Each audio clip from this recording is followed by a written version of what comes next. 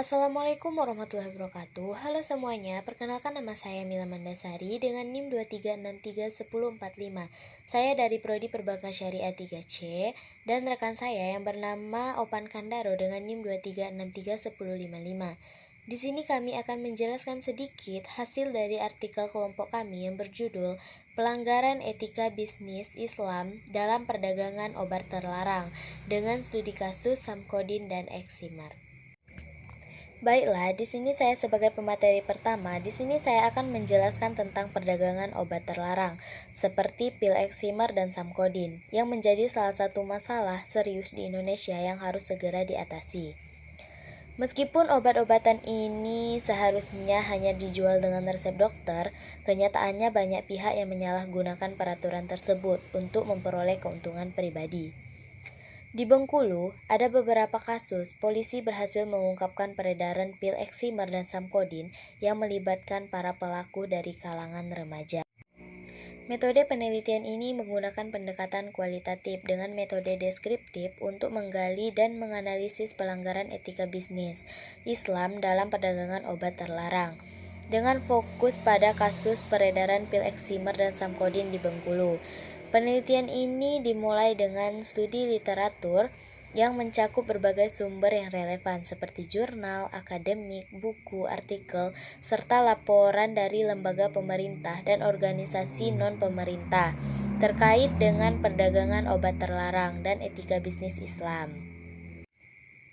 Sumber-sumber ini akan memberikan pemahaman yang lebih mendalam tentang prinsip-prinsip etika bisnis Islam, terutama yang terkait dengan larangan menjual barang yang membahayakan kesehatan dan nyawa manusia, serta tanggung jawab sosial dalam bisnis menurut ajaran Islam.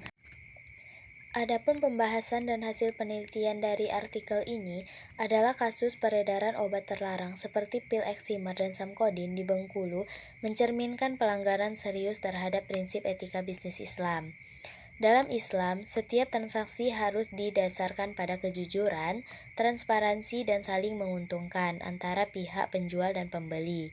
Penjual obat-obatan keras tanpa adanya resep dokter yang sering kali tidak disertai dengan informasi yang jelas mengenai efek samping dan resiko penyalahgunaannya, jelas melanggar prinsip ini. Etika bisnis Islam mengajarkan bahwa setiap tindakan dalam bisnis harus mengutamakan kesejahteraan masyarakat dan menghindari kerugian, baik material maupun non-material, bagi konsumen. Dalam kedua kasus tersebut, penjual obat keras tidak memperhatikan dampak jangka panjang dari barang yang dijual, seperti ketergantungan dan potensi kematian, yang jelas bertentangan dengan tujuan untuk menjaga keselamatan dan kesehatan umat Islam.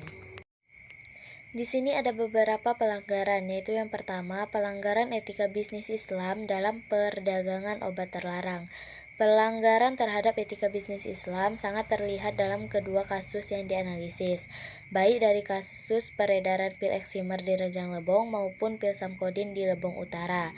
Dalam kasus pil eksimar, obat tersebut dijual kepada remaja dengan harga yang terjangkau dan tanpa resep dokter, yang jelas melanggar ketentuan hukum yang ada dalam Islam.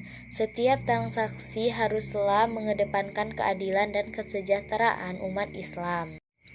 Allah Subhanahu wa taala berfirman dalam Al-Qur'an surah Al-Baqarah ayat 188, di mana artinya adalah, "Janganlah kamu makan harta di antara kamu dengan jalan yang batil, dan janganlah kamu membawa urusan harta itu kepada para hakim dengan maksud agar kamu dapat memakan sebagian harta orang lain itu dengan jalan dosa."